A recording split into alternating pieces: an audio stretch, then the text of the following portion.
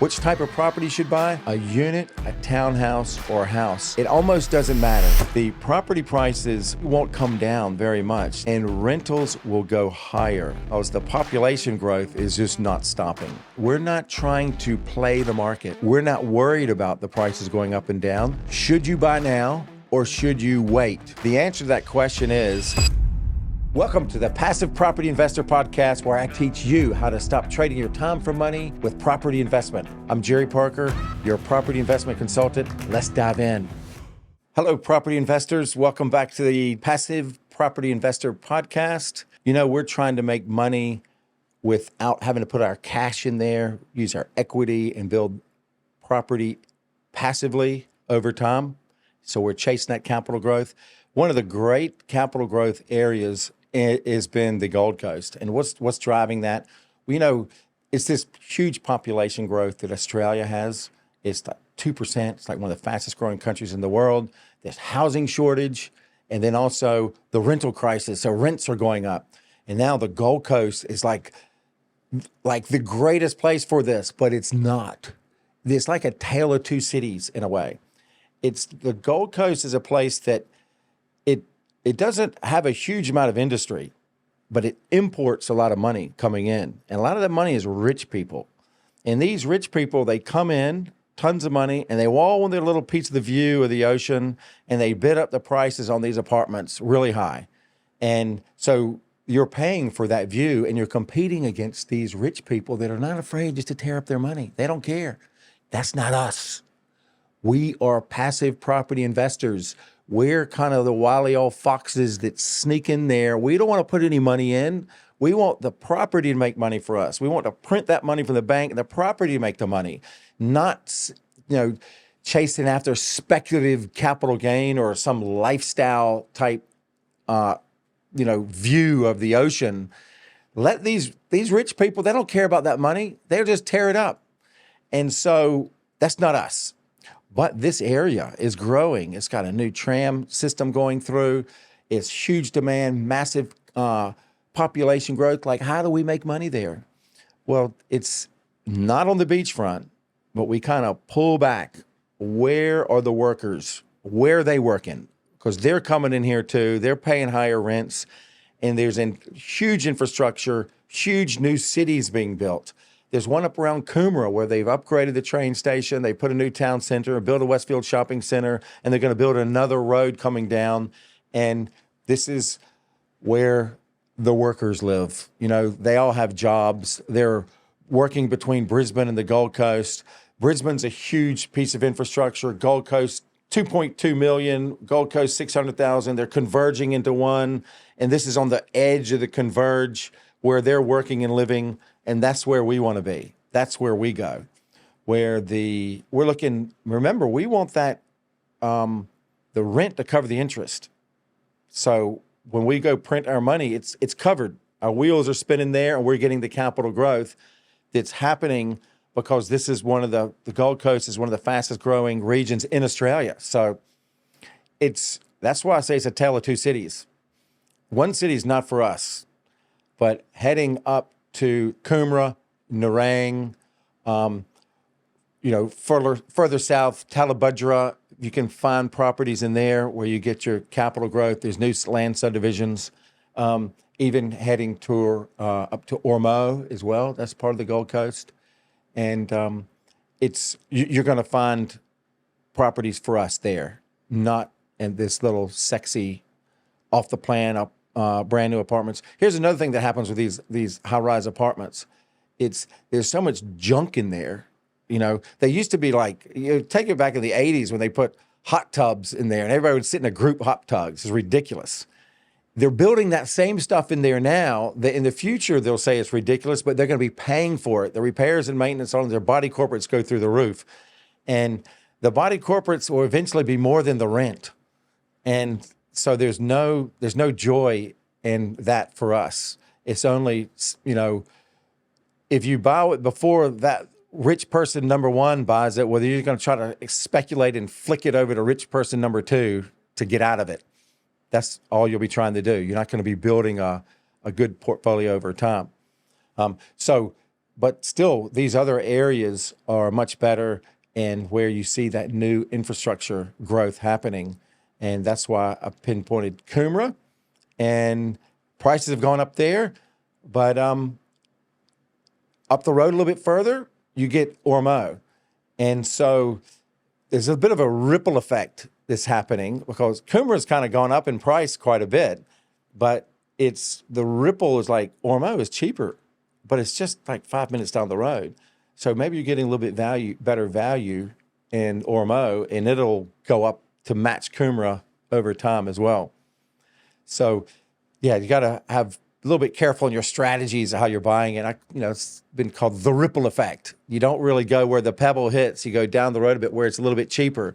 And your KPI here is where the rent covers the interest. Remember that. So that's just one of the areas where there's good prospects. All the numbers stack up. And a lot of the data jockeys who are looking at the vacancy rates, the capital growth rates, all the data that's involved, they don't look at it from a more of a fiscal point of view to why is it happening there? It's what's the demographic of the buyer there, which was you don't just take the data. You need to see what's actually happening on the ground where you can make money. Comparing the Gold Coast to other areas, say, it's a high entry price into the Gold Coast. And because the prices have been bid up so high because of all this lifestyle components that all the rich people want to come to. And so there's other areas around the country where the prices are low, but you still have a lot of infrastructure around you. Springfield on the southwest side of Brisbane, that's been an area, it's a much lower price than the Gold Coast, and the rent covers the interest much better. Melbourne, which is a huge city, 5 million people, 30 minutes outside Melbourne, you can buy for, say, $600,000 where the rent covers the interest, and you've got a 5 million population city at your doorstep that hasn't been built up in price by, very wealthy people looking for lifestyle locations. So it's a better way to think about it when we're trying to build equity over time through capital growth without having to put a lot of money in, where we're going. It's people the sexiness of the Gold Coast attracts people there, so they see that it's a great place to invest. But sometimes these little boring corners are better for us because that's where we're going to get our no cash down capital growth with interest covered by rent. That's what we're after. A little bit of commentary about the Gold Coast market. Rents have gone up. Prices have gone up. Interest rates are really high. Interest rates will probably come down. And interest rates are high because of inflation. So it sort of determines whether this inflation is real, going to keep going, or is it going to pull back. My view is that the property prices probably won't come down very much. They'll probably go sideways for a while with this higher interest rate, and rentals will go higher because the population growth is just not stopping. It's just coming in. So rentals will go higher, property prices will probably stay the same and go sideways. They're building a lot more properties, but just not fast enough. The construction is not, they can't keep up with the demand still. So that's just kind of my view on the property market and what's sort of happening. And I think the inflation, this is my view, I think the inflation is endemic and that's not going away. They put up interest rates to try to stop it, but it's not going to work. And they'll keep interest rates higher for longer. They might drop them for a period, but inflation will be coming back and then they'll put them back again. That's just my belief there. So I think you have 12 months of probably 10% capital gains happening across the board. Predictions for Gold Coast property investing for 2024, everything is up. Demand is going to stay the same. The infrastructure, the money pouring into this area is at an unprecedented rate. There's more construction, tram lines. there's so much happening that prices are doing nothing but probably staying the same, but more investment is coming to the Gold Coast. And when interest rates drop, the rate of investment will increase. Property prices will probably go up again. So, should you buy now or should you wait? The answer to that question is never wait.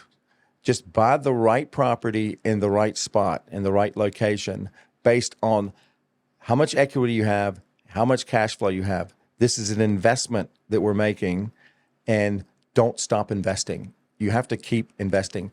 The way we do it, we're not trying to play the market.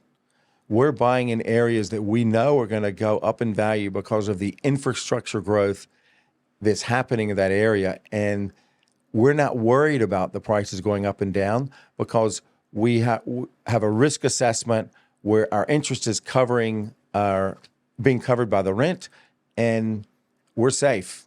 We're just investing as much as we can, when it's safe for us based on our finances. So we're not driven by market forces. We're just investors. Recapping Gold Coast, should you buy now? Yes. Should you buy? What's fitting in your budget is the number one priority. Which type of property you should buy? It almost doesn't matter. A unit, a townhouse, or a house, whichever fits into your budget the best. Houses will give you quicker capital growth. Townhouses are lower price, will give you very safe rent, and apartments will give you very safe rent and are lower prices as well. Whichever one fits into your budget, that's the answer to that. If you can buy houses, buy the house. Otherwise, buy the townhouse or the apartment. Thanks for tuning in to The Passive Property Investor. If you enjoyed this episode, the best way to show your support is to give a 5-star review on Apple Podcasts and Spotify. Make sure you subscribe to the YouTube so you don't miss a single episode. We're on all social media platforms, so feel free to connect with me there. And if you're having specific problems making your first investment or building your portfolio, maybe you don't know which location to invest in, how much you should invest, you're worried about who to trust, reach out for me down below. I will have the answers for you. Don't hesitate. See you on the next episode.